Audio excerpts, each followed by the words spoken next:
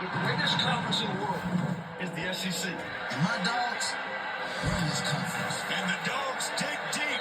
Woo! Oh, yeah. The mighty SEC. We dig it here. New conference, overseas, passion. Fit right in. You catch my drift. You already know what's really going. Stop playing. A flex by the red and black. You can't spell SEC without DOG. And the Longhorns are its future. Come take it, but you better bring everything you got. Hey, make no mistake. Showdowns are a Texas thing. The Texas Longhorns are dominating. Georgia means titles. Not this title, my friend. SEC champ. Epic battle for the conference crown. It's got a nice ring to it. This is about as good as it gets. Never. We don't fold under pressure. 8 overtime. We sink our teeth in. Touchdown on this play. Georgia wins it. Take it over. Let's go. Hook 'em horns, baby. Tonight is our night. You dreaming, bro. No, not dreaming. We're all in this together, man. Let's go. Believe it.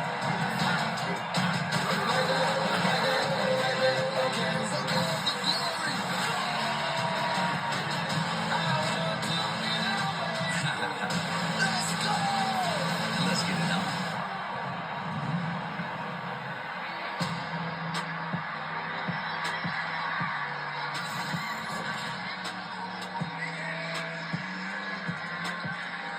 Welcome in. SEC Championship game.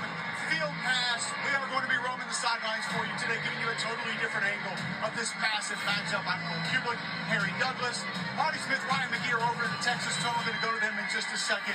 But this is a monumental scene, a monumental matchup between good old Georgia, right here in the Southeastern Conference, and Harry, the new kid on the block, trying to come in and steal their ball and take it home. Texas in year one wants an SEC title. And that's what I love about this matchup. Before the season started, these are the two teams that I expected to be in the SEC championship.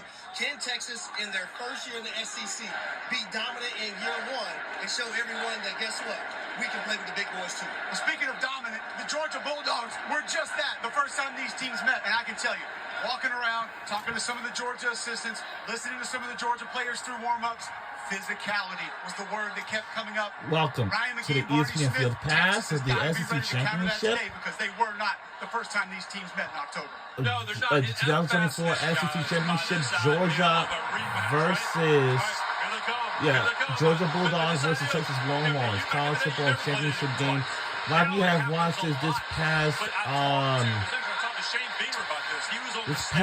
Saturday during my birthday dinner at Applebee's, the one in Jenkintown. Sunday morning, Kirby Smart went to Shane Beamer and he goes, study everything you can on Auburn. We're going to see them again.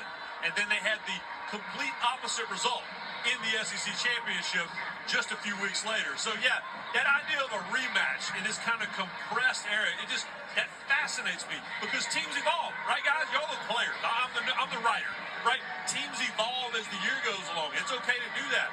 So how have these teams evolved, and can you guard against the complacency of, well, we crushed these guys, a few weeks ago, or the revenge factor? This is my first broadcast. This is simulcast, megacast. Completely fascinating. This is presented by Field. This is presented by Pat McAfee, signed by Pat McAfee, all that stuff. Control that much that you just told Marty Smith not to worry about it, that you've got it under control. Yeah, I got it. I told And Marty this was on ESPN for this tonight's from Saturday's championship game. That's how that deal works, right? All right, Harry Douglas, a rematch. For No, me, this is like a couple ways to rematch. look at this. Texas was not ready to be punched in the face last time. Can they be ready for it this time as now we see the horns running out? Is that the biggest question mark for you? And where are you just on seeing the team for the second time? Well, 100%. When I looked at Texas in that first matchup, they did not bring their hard hat. They did not bring their lunch bag. 2 for 15 on third downs. Offensively, they allowed 7 sacks, turned the ball over 4 times, only rushed for 29 yards. That's not going to cut it today against the Georgia Bulldogs. What Kirby Smart did is dictated the tempo, dictated to what he wanted Texas to do, and that's throw the ball around and not be committed to the run game. That cannot happen today. If Texas want an opportunity to win this game, they have to bring the fight and the punch to Georgia, not the other way around. Absolutely. You see Matthew McConaughey running out there with the Texas Longhorns. We're going to get to the coin toss here in just a moment. Captain's out at midfield. Michael Williams, he had a big game the last time. Oh, yes, he 2 did. sacks in that one.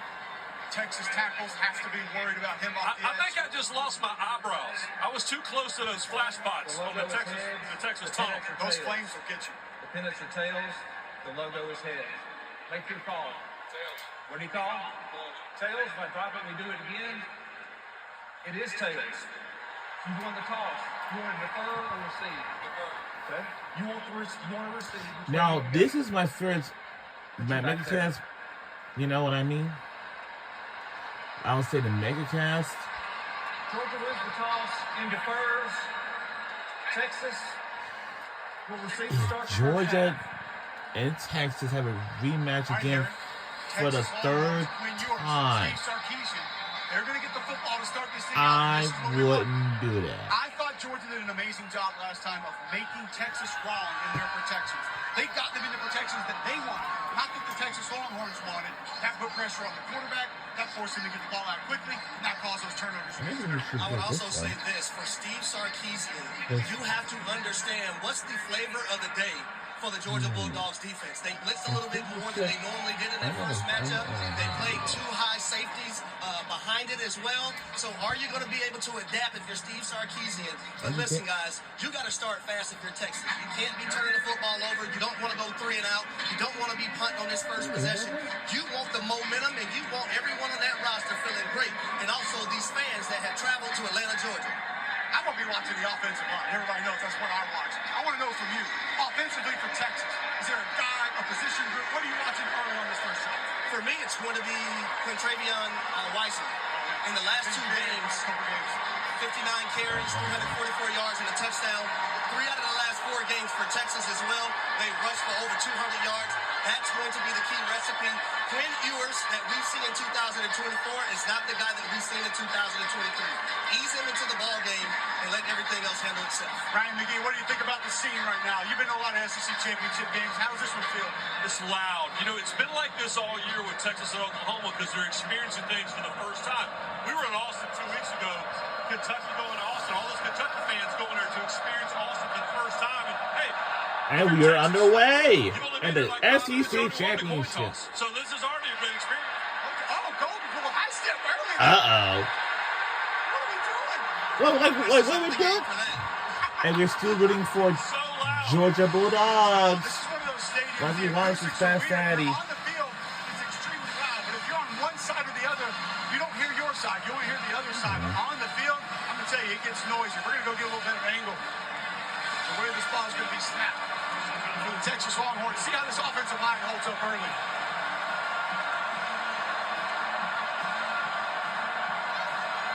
Oh, yeah.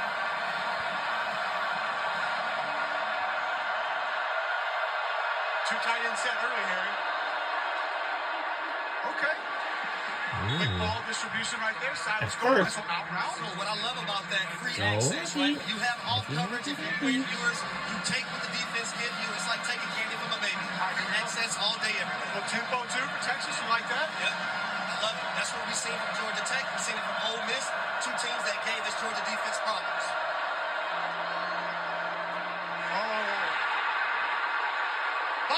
Uh-oh. Ball's out. Who got it? Fumble recovery. I felt like that was a catch, and then a fumble off the tip. We got a lot happening here. We almost got it, but A quick reminder, when they played earlier this year, one team had 4 turnovers, the other one had 3. The team with 4, Texas, lost the football.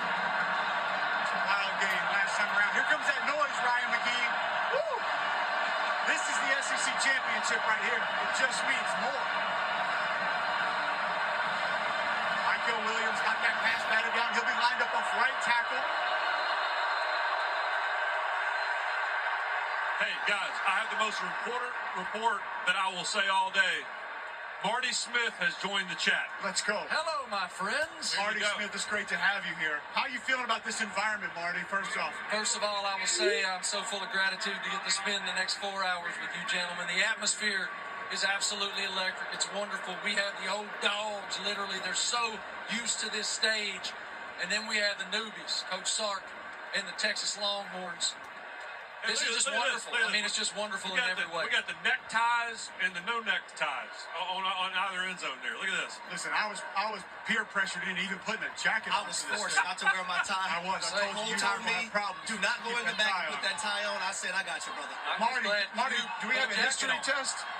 We got a history test later today. You studying? Like, did you just come from the library? Yeah, well, I just got done hosting SEC Nation for the last 75 minutes, and I need a lot of notes. I'm one of those neurotic over-preparers. Look at this guy. I have promos to read. I got rundowns. That's just more I got information. notebooks, reams of notes. And we shall benefit because there's no way he used maybe a I will third of use that on none. SEC Nation. So there you go. Marty, can I ask you a question while I have the time? Can you get me into the Daytona 500 at some point, please? We both can. Yeah, we can do that. All right, thank you. I want to go ahead and get that out of there. Ryan McGee stepping up again. Yeah, no, we Putting can do everybody that. on notice today. I'm still adjusting all my audio. That's how Marty and I can hear so well in this building because we were trained as sports writers at Daytona and Talladega. Here we go. We got twins to the right into the boundary. No tight end. This has been a fun game to watch. Watching the rematch of it. Yeah, I had to put on DVR. DeAndre Moore, he had a hip pointer earlier in the season, Harry, but when you get him in space, boy, he can hurt you. This is a great job of acting like you're going out and out, putting your foot in the ground, making the defender fall down, coming back, and we call it yards after the catch. Not what you drink, but that. So I want to ask you about that route because obviously after this play, let's watch. Nah, I used to bypass this stadium when I was in Atlanta, Georgia. Back inside a tight end, another quick ball distribution. Catch and run. You were just talking about it, Harry. The Georgia Tech offense, they forced the Georgia defense to pick themselves on multiple occasions in that game about a week ago. It looks like Texas already trying to go after that part of this defense early. Yeah, 100%. If you're going to play man coverage, then Quinn Ewers is just going to take the best matchup. What we just seen right there from Matthew Golden, another free access throw. What does that mean? The corner is off coverage about 7 to 8 yards. The wide receiver doesn't have anyone trying to impede his path. Pitch and catch, baby. Marty, it feels like the Georgia fans are getting loud down in your end zone. They definitely are, and they need to, because you see Steve Sarkisian's brilliance on this drive already. He is the best I've ever seen, and I would love y'all's perspective on this, having played at such a high level.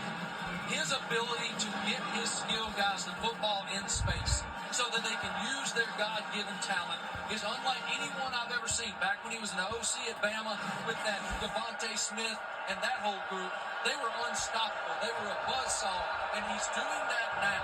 And he has a quarterback who's so adept at knowing those hot shots and all of that.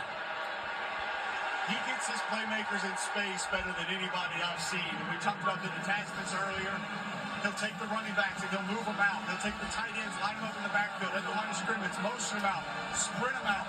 The different routes that he'll have, attacking them from the tackle box area. And it just gives defenses fits. But we got a big test right now for this Texas offense. Now, is Jerry Jones aware of this patch of sun? There's a patch of sun out here on the field. Does Jerry Jones know about this? Just don't tell CD Lamb. Somebody make some phone calls. Big third down right here, 3rd and 9.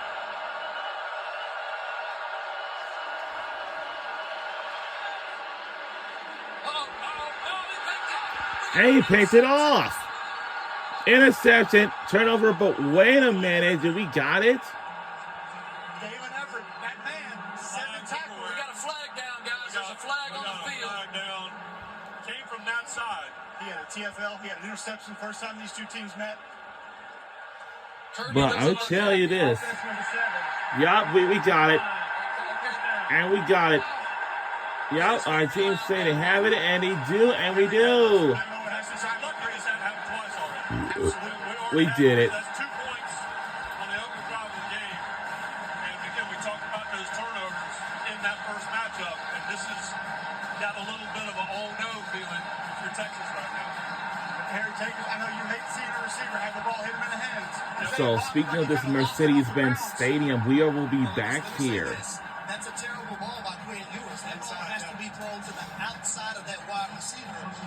We all know tipped overthrows normally end up in interceptions. And great job by Dalen Everett. Contact a little early? Say it again? Contact a little early there? No, okay, just gonna let him play. I thought it was a solid play. Now Carson Beck and the Georgia offense going to work. ain't gonna know about that anymore. That's a position right there. Actually told Mike Bobo on the field before the game, thought you did an amazing job of utilizing the tight ends last week in different ways. Hiding them, delays, motioning them around, different formations. And he said tight ends are going to have to be big for us to get today. I thought it was fascinating, guys, hearing Carson Beck say earlier this week, I don't watch ball. I'm not a guy who sits around on the couch and watches football because of the anxiety that builds by thinking about everybody that's watching. Here's another completion. Really quick strike, great yak, and the dogs are making their way methodically down the football field. But you guys can both talk to this. What it's like to watch tape and what it's like to watch games on TV, not at all the same thing. He watches plenty of tape in preparation, but he doesn't sit around on Saturday night watching ball. Hurry up the push there. Hurry up the push. Is that a tush push? See if Carson Beck picks this up on the sneak from the Georgia Bulldogs. Marty, I think a lot of that is just this generation. They don't watch football the way that we used to watch it. I agree, but I think there's also an element. I remember interviewing Stetson Bennett a couple years ago when he was Georgia's quarterback, and all he wanted to ever do as a little boy was run out of the tunnel at Sanford Stadium and touch the grass. And then he becomes this movie. The guy was a movie. And he said, if I think about everybody that's watching, I'll short circuit. I have to worry about the next play every day. They watch their football. They don't watch any other football. They're like the coaches. You talk to these coaches and you're like, hey, did you see what happened to so-and-so? I didn't watch that. I was watching our Timeout. Oh, delay. All right. That's a great job by the Texas defense. Hey, guys, I wonder, we had, so Marty and I did a segment of SEC Nation with Shane Beamer. We also had Marty McGee. And something that he talked about was, at some point, like the adrenaline gets you through the start of the game. But at some point, you think about Georgia. This is the first time they're doing the field pass at the 2024 SEC Championship. In the return of the Texas A&M game. The adrenaline will get you to a point, but there's going to be a point. This is a very fun broadcast I ever watched since 2022. And if we go for a punt or something, maybe a fake punt, I will be, I will tell you this, there are going to be and ebbs and I flows will in be our ball game. shocked. Don't let Let's the highs see. get too high, don't let the lows get too Let's low. find You out want to and stay even keeled as much as see. possible. Well, yep, we're doing the That's punt. preparation. The Fall first into punt the of the train. game. It's the most important thing in games like this. And with elite coaching staffs who understand big stages, they're not going Ain't to let coming their up. guys fall into those things. Well, here's something from Quayne Get to a Ewers. break. Be back with more of the field pass for the SEC We'll be Championship. right back here with more right after these messages.